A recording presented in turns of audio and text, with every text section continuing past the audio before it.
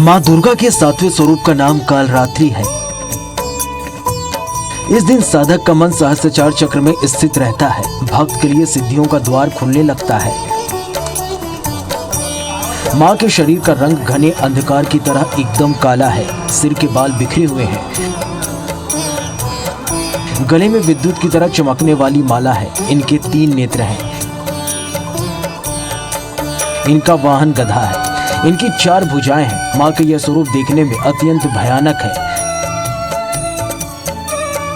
ये वर्ण और वेश में अर्धनारीश्वर शिव की तांडव मुद्रा में नजर आती हैं, लेकिन ये सदैव शुभ फल देती हैं। इसी कारण इनका नाम शुभकरी भी है। माँ कालरात्रि दुष्टों का विनाश करने वाली देवी है। दानव, दैत्य, भूत प्रेत इनके स्मरण मात्र से भयभीत होकर भाग जाते हैं। ये ग्रह बाधाओं को भी सहज ही दूर कर लेती हैं। इनके उपासक को अग्नि, जल, शत्रु आदि का भय कभी नहीं होता।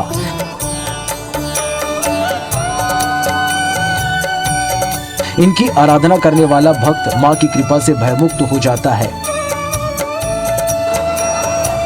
इनकी पूजा अर्चना से सभी पापों से मुक्ति मिलती है और दुष्टों का नाश हो जाता है।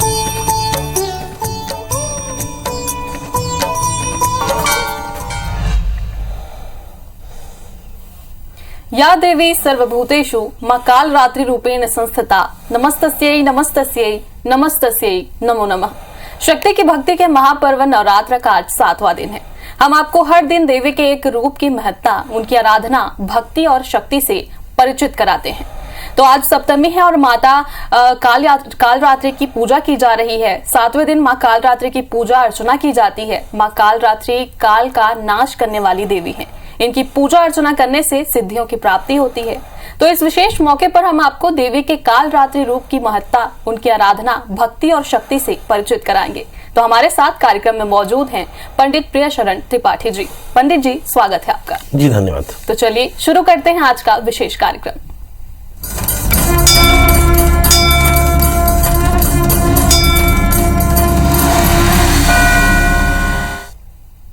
तो पंडित जी, सबसे पहले जानना चाहेंगे कि चैत्र नवरात्र में 7वें दिन का क्या महत्व होता है, इसके साथ ही पंचांग के बारे। चलिए सबसे पहले पंचांग की चर्चा कर लें। आज शुभ संवत 2080 शक 1945 सूर्योत्तरायण का चैत्र महीने की शुक्ल पक्ष सप्तमी तिथि और दिन मंगलवार। सप्तमी रात्रि को 7:03 तक, मृगशिरा नक्षत्र शाम को 5:32 तक। आज चंद्रमा मिथुन राशि में होंगे। आज का राहु काल 3:12 से 4:44 तक होगा। तो ये तो था पंचांग। और अब बात करते हैं माँ कालरात्रि की। सप्तमम कालरात्रि इति महागौरी इति चाष्टमम नवमम सिद्धिदात्री नवदुर्गा प्रकीर्तिता। कहते हैं कि माता शुंभ और निशुंभ का वध करने के लिए भयानक स्वरूप धारण करती हैं और इस भयानक स्वरूप में वे शुंभ निशुंभ का वध करती हैं, दैत्यों का वध करती हैं और फिर भगवती का ये शुभंकरी स्वरूप देवताओं के लिए भी पूजित होता है। कहते हैं कि भगवती का यह स्वरूप राक्षसों के लिए तो भयानक, मगर भक्तों के लिए बड़ा कृपा देने वाला है, सब प्रकार की मनोकामनाओं को पूर्ण करने वाला है। वैसे बता दें कि जो 7वीं रात्रि है, इस दिन निशा पूजन होती है। कालरात्रि की पूजा रात्रि में निशा पूजन की तरह जानी जाती है और इस निशा पूजन में भक्तजन माँ कालरात्रि की विशेष पूजा करते हैं। रात्रि भर जागरण करते हैं, विशेष पूजन करते हैं, नाम का जप करते हैं और फिर अगले दिन नवमम सिद्धिदात्री च नवदुर्गा प्रकीर्तिता, फिर गौरी और सिद्धिदात्री की पूजा होती है। तो मूलतः हम देखें कि कालरात्रि का जो स्वरूप है वो भयानक काले अंधकार की तरह है, जिनमें विद्युत ज्वाला की तरह कांति में उनके गले में एक माला पड़ी हुई है जो देव सभी को आकर्षित करती है। भगवती के नाम उच्चार से ही सभी प्रकार के कष्टों की निवृत्ति हो जाती है। भगवती लौकिक और पारलौकिक दोनों तरह का सुख प्रदान करती है। माता को गुड़ का भोग बड़ा पसंद है, इसलिए भक्तजन इस दिन गुड़ से बने हुए पकवान माता को चढ़ाते हैं और ऐसा करने से उनकी सारी मनोकामनाएं पूर्ण होती हैं। जी पंडित जी, तो आप हमारे साथ बने रहिएगा। और आज नवरात्रि का 7वां दिन है। सुबह से ही भक्तों का तांता मंदिरों में लगा हुआ है। तो चलिए लाइव चलते हैं और माता के दर्शन करते हैं। तो रायपुर से हमारे साथ सुप्रिया पांडे जुड़ी हुई हैं। तो सुप्रिया, आप जिस मंदिर में हैं वहाँ की क्या मान्यता है, क्या विशेषता है और श्रद्धालुओं में कितनी श्रद्धा देखने को मिल रही है आज के?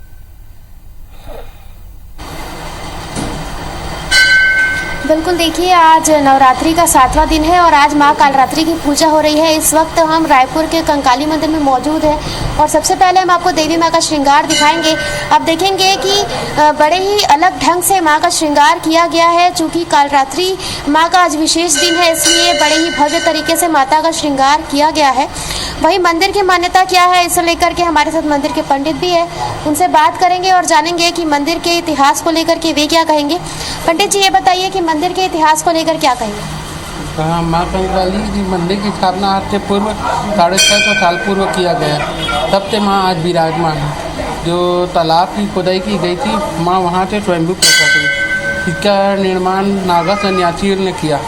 नागा सन्यासी जो उन लोग बद्रिका आश्रम में विराजमान थे, तो उन लोग भ्रमण करते हुए दक्षिण की तरफ प्रवेश किया और दक्षिण कौशल की तरफ प्रवेश करने से माँ की जो मठ की स्थापना की, जो कंकाली मठ है, जो आज दशहरे के साल में एक बार खुलता है, उन लोग वहाँ रह के तप साधना तपस्या की। तो माँ ने एक दिन स्वप्न में उसके आदेश दिया कि माँ कंकाली मंदिर का निर्माण किया जाए, तालाब की खुदाई की। तो माँ की आज्ञा का पालन करते हुए नागा सन्यासियों ने माँ की मंदिर का स्थापना की।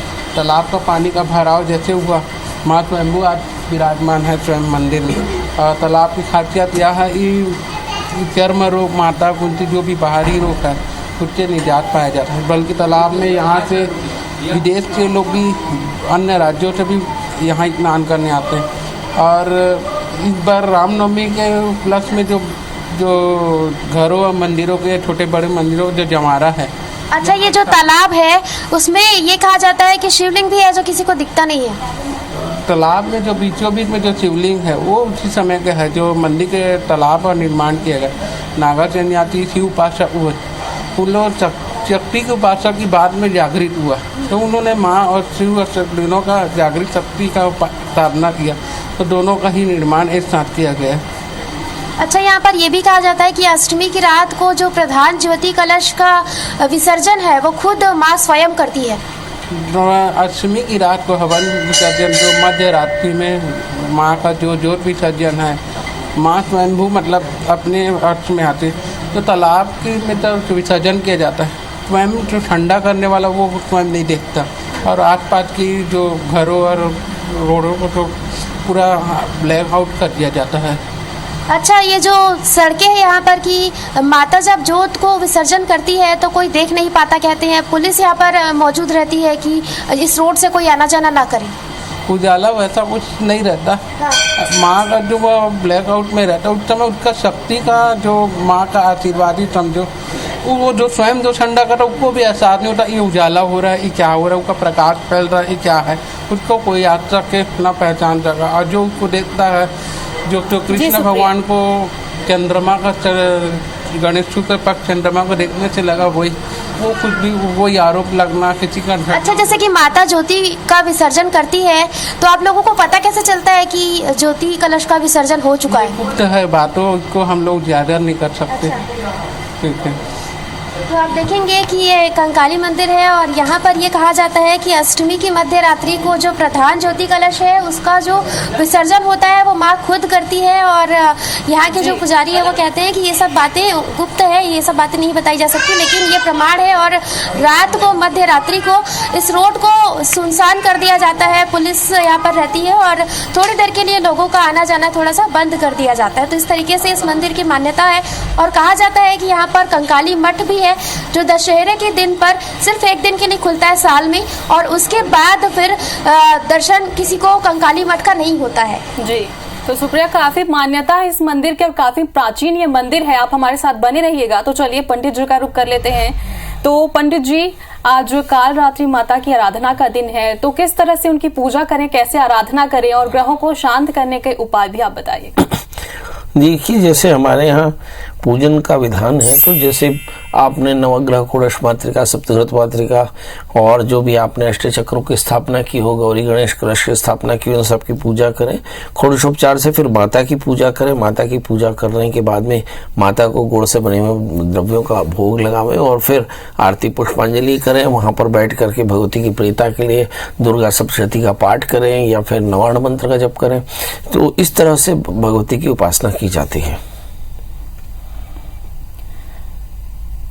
जी पंडित जी, तो माता, कई बार ऐसा होता है कि काल रात्रि माता है ये, और बहुत बार ये होता है कि भक्त जिस तरह से श्रद्धा भक्ति दिखाते हैं लेकिन ये उल्टा पड़ जाता है, तो किन किन बातों का ध्यान रखें माता की आराधना के दौरान, ये भी बताइएगा। देखिए, अनुशासन का पर्व है। एक भोजी भूमिशाई भूतो ब्रह्म परशुचि। जातक को जित भगत है उसको एकदम याद रखना चाहिए कि शक्ति का पर्व है। शक्ति के पर्व में अनुशासन बड़ा आवश्यक है। अनुशासन जो दैहिक अनुशासन है, जिसमें आपके व्रत नियम संयम इत्यादि हैं, वे तो सारे पूरे करने ही चाहिए। जो मानसिक अनुशासन है, इसमें भी राग द्वेष से मुक्ति होनी चाहिए और सभी प्रकार के पापों से भी थोड़ी दूरी बनाकर रखना चाहिए। पाप के विचारों से भी, बुरे विचारों से भी दूरी बनाकर रखना चाहिए और संपूर्ण श्रद्धा के साथ भगवती की आराधना करनी चाहिए। यदि आप इस बीच में कोई तामसी आहार करते हैं या फिर आप अपने व्रत का भंग करते हैं या किसी प्रकार से असावधानी होती है, तो निश्चित तौर पर जानिए कि कई बार ऐसा लिखा है कि ज्ञात्वा प्रारब्ध कुर्वीत कुर्वाणो मुनिष्यति, तो इससे तकलीफ भी हो जाती है। जी पंडित जी, तो आप हमारे साथ बने रहिएगा। और इंदौर से हमारे साथ निहारिका लाइव जुड़ी हुई हैं, जो माता के दर्शन भी आपको कराएंगे। तो निहारिका, आप जिस मंदिर में अभी मौजूद हैं वहां की क्या मान्यता है और मंदिर की तरफ से, मंदिर समिति की तरफ से क्या विशेष आयोजन है आज के लिए, और साथ ही माता के दर्शन भी आप कराइएगा।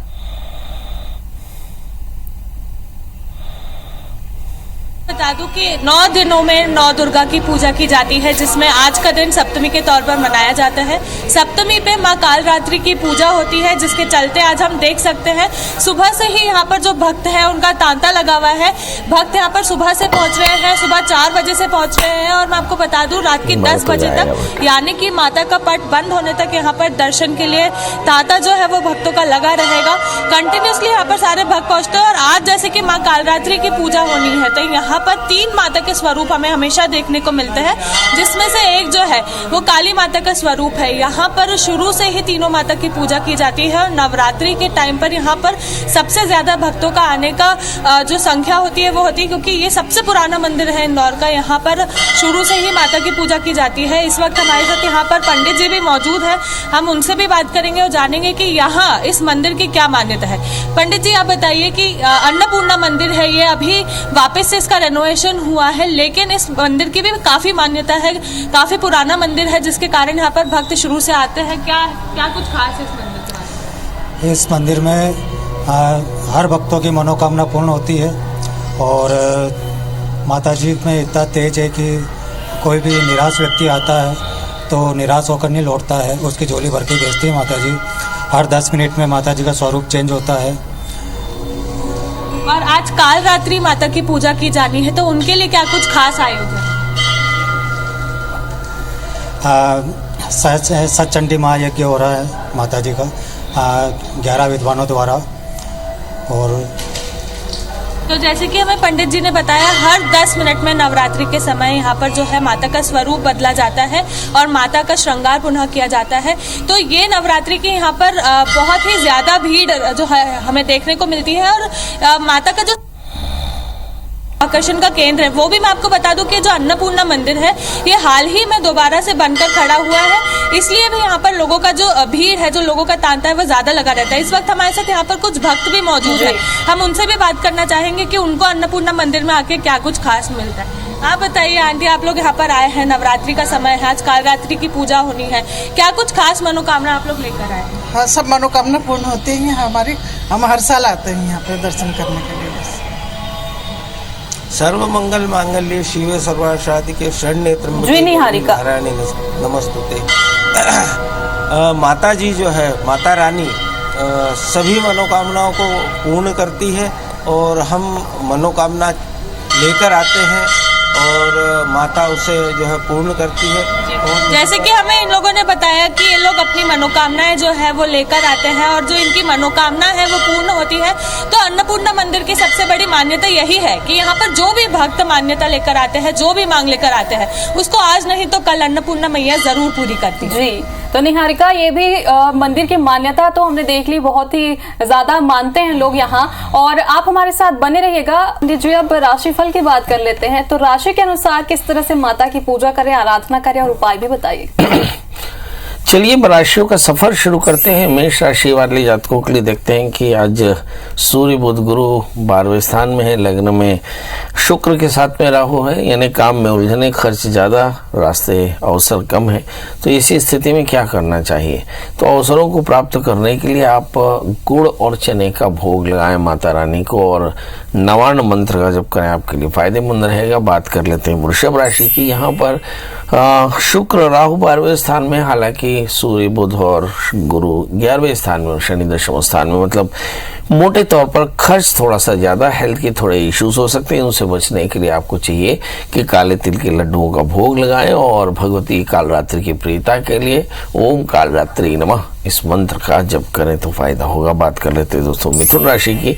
इसमें हम देखते हैं कि राहु शुक्र तो 11वें स्थान यानी लाभ स्थान में चले गए, सूर्य बुध 10वें स्थान में और शनि 9वें स्थान में। मतलब सबसे ज्यादा फायदे में मिथुन राशि के जातक हैं जिनकी महालक्ष्मी योग बन रहे हैं। तो इन योगों को बेहतर करने के लिए आप भगवती को सुंदर मक्खन और माखन और मिश्री का भोग लगाएं और साथ में वहां बैठकर श्री सूक्त का पाठ करें तो कल्याण होगा। अब बात कर लेते हैं दोस्तों कर्क राशि वाले जातकों के लिए। एग्जैक्टली अगर हम देखें कि कर्क राशि वाले जातकों के लिए दो बड़ी विपत्तियां हैं, 12वें स्थान में मंगल के साथ में चंद्रमा, 8वें स्थान में शनि। तो फिर काले तिल का भोग लगाएं, काले तिल के लड्डुओं का भोग लगाएं, और इधर आप चाहें तो गुड़ का भोग लगा सकते हैं और बच्चों में बांट सकते हैं, तो इससे काफी फायदा होगा और आपके जो शनि और मंगल से संबंधित दोषों की निवृत्ति हो जाएगी। अब बात कर लेते हैं दोस्तों सिंह यानी लियो की। इसमें हम देखते हैं कि सारे ग्रह तो अनुकूल हो गए, मगर 8वें स्थान में सूर्य बुध गुरु ये बेहतर नहीं है। तो पंजीरी का प्रसाद लगाएं और साथ में गुड़ और बेसन से बनी बूंदी भी भोग लगा करके और बच्चों में बांटे। साथ में यहाँ पर बैठ करके भगवती के रजोगुणी स्वरूप ओम ह्रीं महालक्ष्मी नमः इस मंत्र का जाप करेंगे तो फायदा होगा। बात कर लेते हैं दोस्तों कन्या यानी भृगु यानी मेरी राशि की। इस राशि में हम देखते हैं कि एग्जैक्टली 7वें स्थान में सूर्य बुध गुरु बैठ गए, मगर राहु 8वें स्थान में, तो हर काम में बाधा देते हैं। तो ऐसी स्थिति में आपको चाहिए कि आप राहु की प्रीता के लिए उड़द की दाल के बने हुए जो बड़े हैं दही के साथ में भी लगाएं तो उससे काफी फायदा होगा, और साथ में भगवती के नवार्ण मंत्र का जप कर लें। अब बात कर लेते हैं दोस्तों तुला राशि की। इस राशि में हम देखते हैं कि बाकी ग्रह ठीक बैठे हैं, मगर 6ठे स्थान में गुरु के साथ में सूर्य बुध अच्छे नहीं। तो सुंदर पंजीरी का और बेसन की बूंदियों का भोग लगाएं और साथ में भगवती कालरात्रि की प्रीता के लिए ओम कालरात्रि नमः इस मंत्र का जप करें तो फायदा होगा। बात कर लेते हैं दोस्तों वृश्चिक राशि की। इस राशि में हम देखते हैं कि 6ठे स्थान में राहु और शुक्र जैसे ग्रह जो है वो आपकी प्रबल शत्रुता बढ़ा रहे हैं, इसके कारण आप थोड़े से परेशान हो सकते हैं। एग्जैक्टली और 8वें स्थान में चंद्रमा के साथ में मंगल भी है, तो सेहत की भी थोड़ी सी परेशानी हो सकती है। मतलब गुप्त शत्रुओं से और सेहत की परेशानियों से बचने के लिए आपको चाहिए कि गुड़ का और साथ में काले तिल के लड्डुओं का भोग लगाएं तो आपको फायदा होगा, और साथ में आप नवार्ण मंत्र जप करते जाएं। धनु राशि वाले जातकों की चर्चा करते हैं। यहाँ पर हम देखते हैं कि 7वें स्थान में मंगल चंद्रमा है, मगर 5वें स्थान में राहु। संतान को लेकर के थोड़ी चिंता या फिर अपने करियर को लेकर थोड़ी टेंशन जरूर हो सकती है। इनकी निवृत्ति के लिए आपको चाहिए कि आप सुंदर उड़द के बड़े आप दही के साथ सुंदर माता को अर्पित करें तो फायदा होगा। बात कर लेते हैं दोस्तों मकर राशि की। इस राशि में हम देखते हैं कि 6ठे स्थान में मंगल चंद्रमा जो बैठे हैं वो थोड़ा सा पैनिक क्रिएट कर सकते हैं। तो इस राशि वाले जातकों के लिए सलाह यही है कि गुड़ से बने हुए भोग जो है वो गुड़ पाक बोलते हैं ये सुंदर भगवान को चढ़ाएं तो काफी फायदा होगा, और साथ में नवार्ण मंत्र का जप भी एक माला कम से कम कर लें। और बात कर लेते हैं दोस्तों कुंभ राशि की। इस राशि में हम देखते हैं कि सब कुछ बहुत बेहतर है, पर 30वें स्थान के राहु मन में अनेक प्रकार की शंकाएं देते हैं। तो इस राशि वाले जातकों के लिए सभी प्रकार की शंकाओं की निवृत्ति के लिए नवार्ण मंत्र का जप करना चाहिए और साथ में गुड़ से बने हुए तिल के लड्डुओं का भोग लगाना चाहिए, इससे फायदा होगा। बात कर लेते हैं दोस्तों मीन यानी पाइशंस की। एग्जैक्टली हम देखें कि यहाँ 8वें स्थान में केतु है, तो इस राशि वाले जातकों के लिए चाहिए कि ये भगवती की प्रियता के लिए और सभी प्रकार के ग्रह दोषों की निवृत्ति के लिए कोशिश करें कि माता के मंदिर में तिल के लड्डुओं का भोग लगाएं और साथ में दही बड़े भी भगवती को अर्पित करें। उड़द से बने हुए दही बड़े जो दही में अच्छे से ताजी दही के साथ, तो निश्चित तौर पर इससे फायदा होगा। कुल मिलाकर हम देखते हैं कि मिथुन राशि वाले सबसे ज्यादा फायदे में हैं और मुझे ऐसा लगता है कि कन्या राशि वाले जातकों को काफी जी पंडित जी। तो पंडित जी आपका भी बहुत बहुत धन्यवाद राशिफल और पंचांग के लिए। तो आज 7वें दिन भी माता के दर्शन के लिए मंदिरों में भक्तों का तांता लगा हुआ है। मां को प्रसन्न करने के लिए श्रद्धालु सच्चे मन से मां की पूजा कर रहे हैं। हमारे इस विशेष कार्यक्रम के जरिए कल भी हम आपको बताएंगे मां महागौरी की महिमा और मां के अलग अलग स्वरूपों के दर्शन भी कराएंगे। तो इसी के साथ खास पेशकश में फिलहाल इतना ही। नमस्कार।